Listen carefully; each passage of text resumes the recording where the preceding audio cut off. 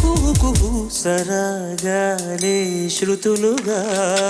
కుశలమా అని స్నేహం పిలువగా కిలకిల సమీపించే సడులతో ప్రతి పద పదాలేవో పలుకగా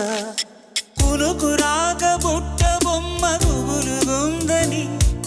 వనములేచి వద్దకొచ్చి నిద్రపుచ్చని